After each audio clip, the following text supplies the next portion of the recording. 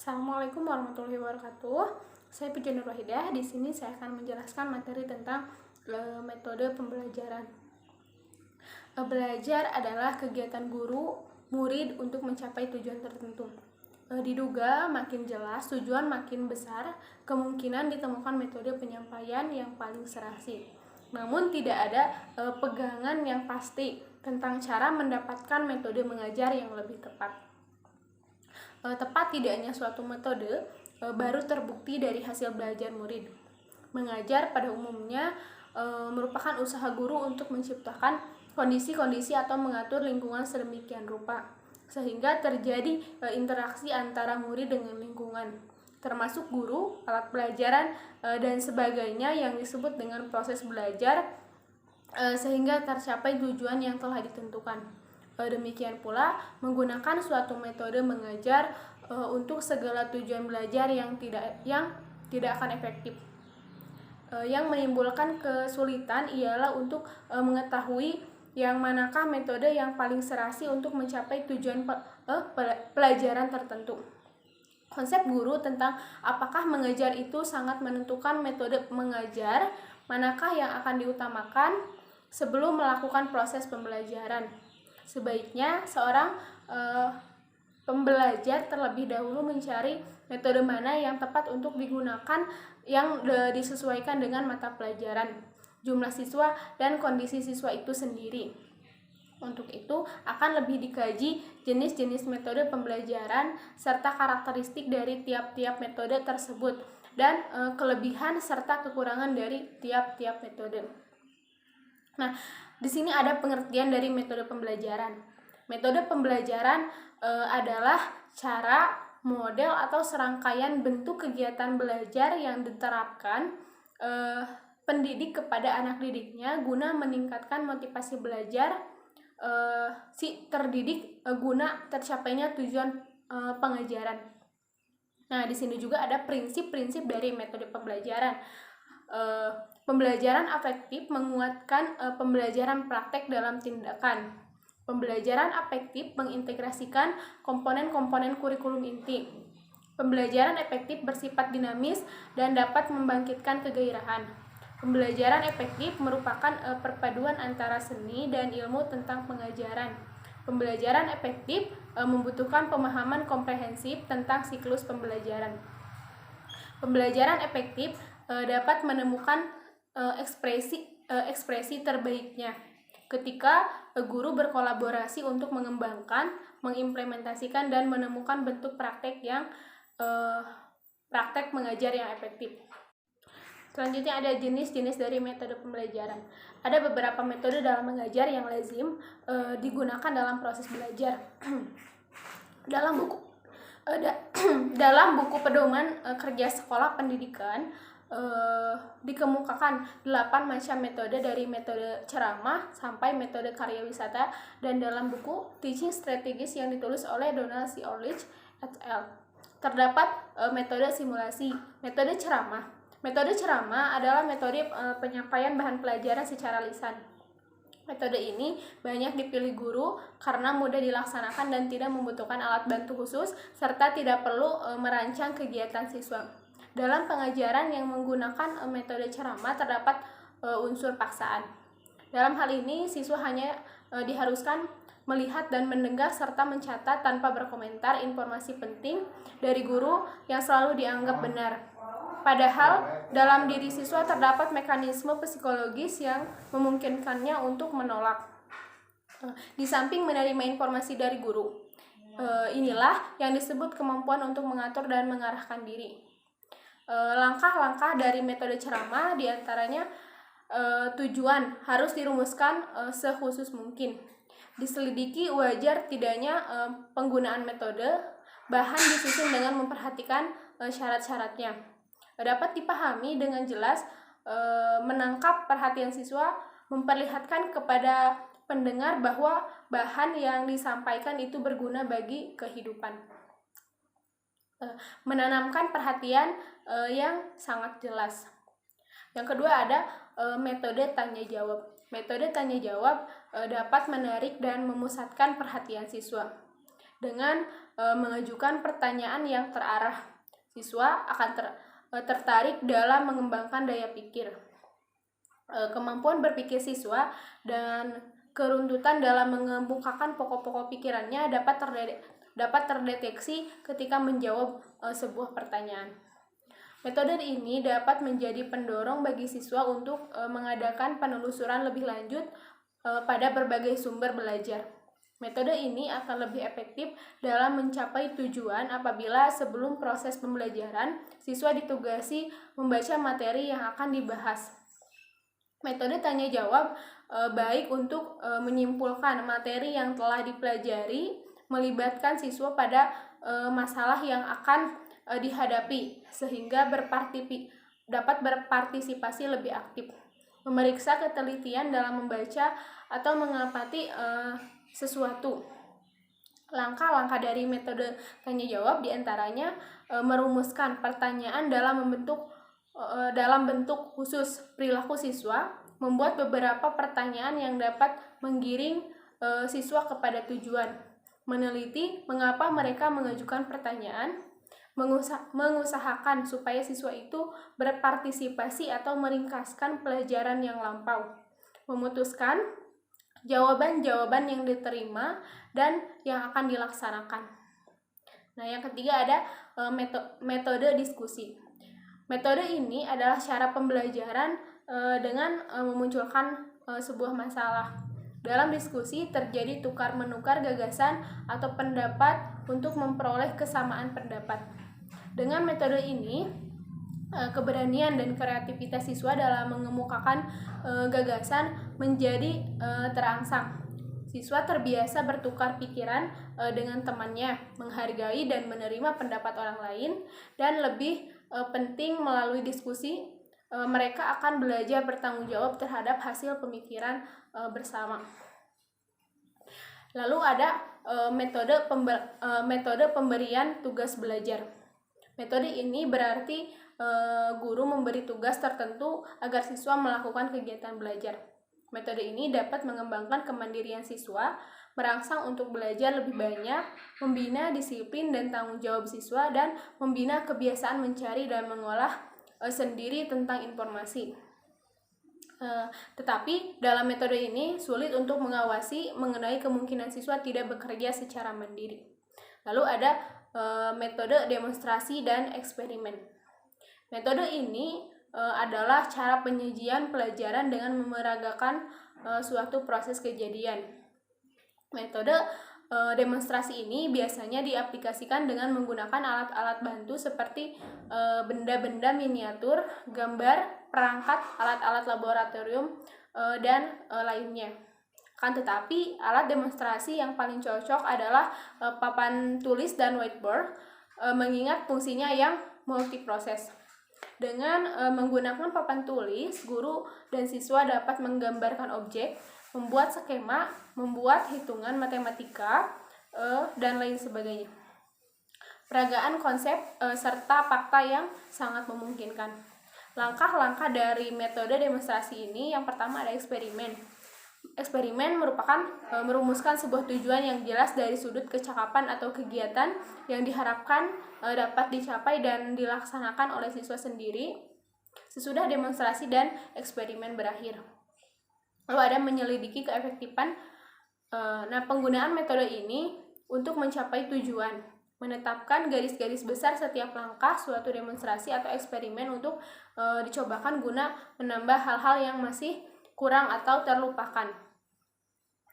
Memperhitungkan jumlah waktu yang diperlukan dengan perimbangan, memberikan kesempatan pada siswa mengajukan sebuah pertanyaan dan membuat pertanyaan. Menetapkan rencana guru sesudah eksperimen demonstrasi berakhir untuk menilai pelajaran. Lalu selanjutnya ada metode kerja kelompok. Dalam metode ini terjadi interaksi antara anggota kelompok di mana setiap kelompok terdiri dari misalnya 4-5 orang. Semua anggota harus turut terlibat karena keberhasilan kelompok ditunjang oleh aktivitas anggotanya itu sendiri.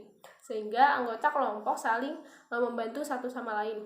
Model belajar kooperatif yang sering diperbincangkan yaitu belajar kooperatif model jigsaw, yakni setiap anggota kelompok mempelajari materi yang berbeda-beda untuk disampaikan atau diajarkan pada teman sekelompoknya. Lalu selanjutnya ada metode sosiodrama. Pembelajaran dengan metode bermain peran merupakan pembelajaran dengan cara seolah-olah berada dalam suatu situasi untuk memperoleh suatu pemahaman tentang suatu konsep. Biasanya dalam metode ini siswa berkesempatan terlibat secara aktif sehingga akan lebih memahami konsep dan lebih lama mengingat, tetapi memerlukan waktu yang cukup lama. Lalu selanjutnya ada metode karya wisata. Metode karya wisata atau widya wisata adalah cara penyajian dengan membawa siswa untuk mempelajari materi-materi pelajaran di luar kelas. Karya wisata memanfaatkan lingkungan sebagai sumber belajar, dapat merangsang kreativitas siswa, informasi dapat lebih luas dan aktual. Jadi siswa dapat mencari dan mengolah sendiri informasi tersebut. Tetapi karya wisata memerlukan waktu yang panjang dan biaya, memerlukan juga perencanaan dan persiapan yang tidak sebentar. Lalu ada metode permainan atau simulasi. Nah, dari bahasa Inggris berasal dari kata simulation yang artinya tiruan.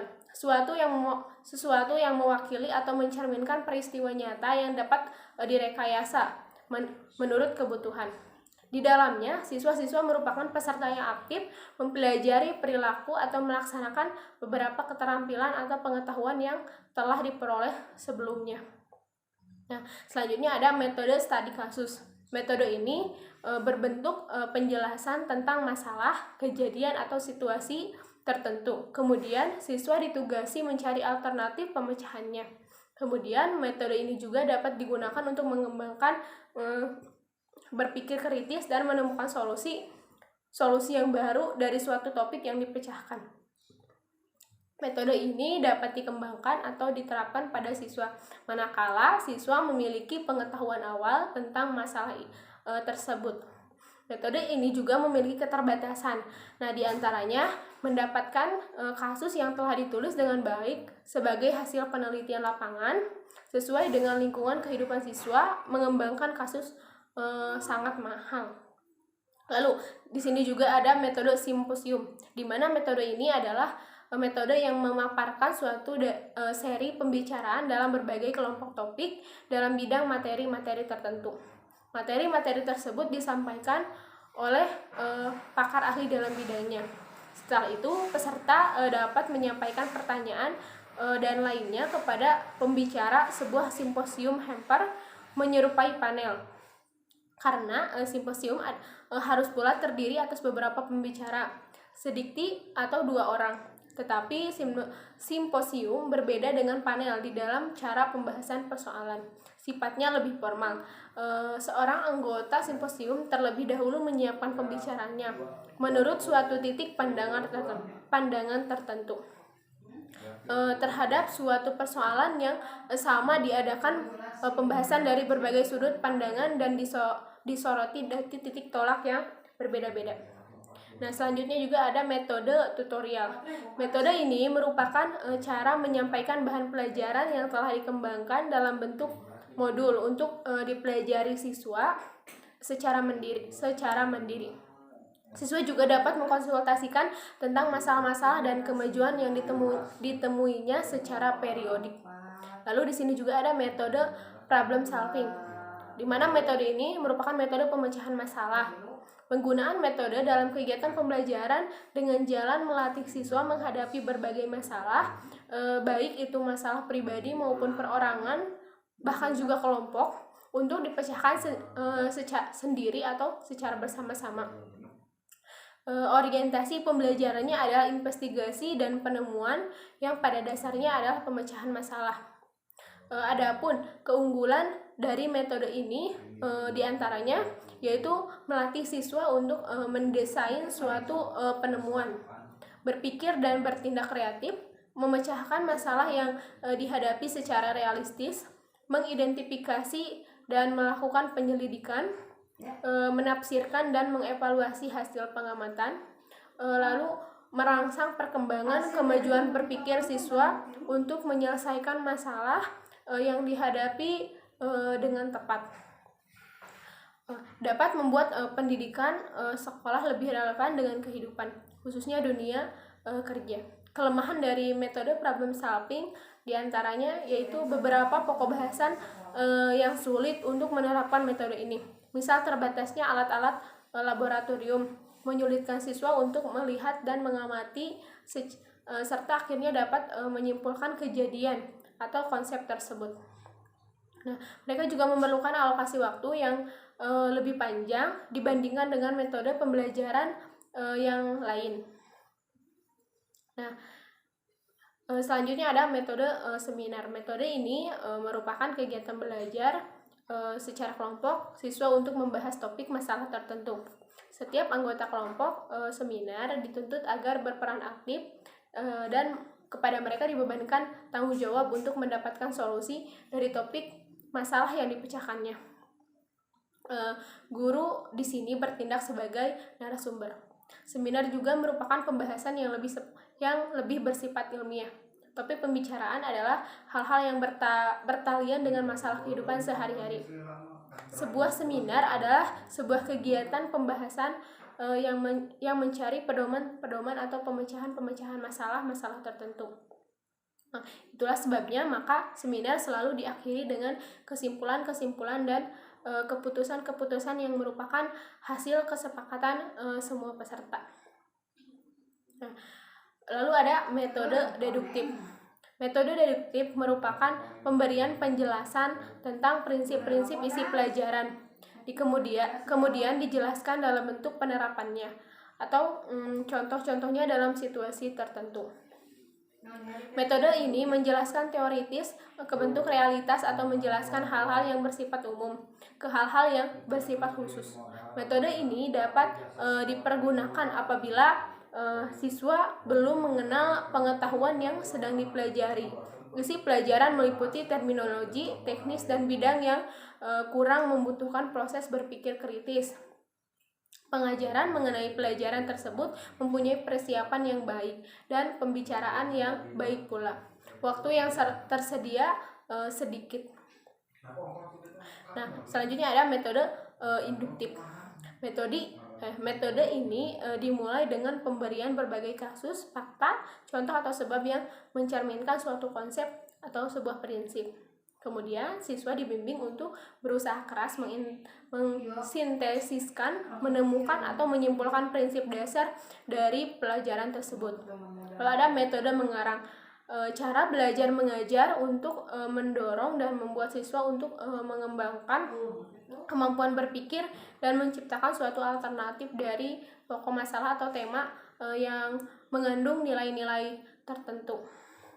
Lalu ada metode bermain peran atau role play. Metode ini adalah suatu cara penguasaan bahan-bahan pelajaran melalui pengembangan imajinasi dan penghayatan siswa.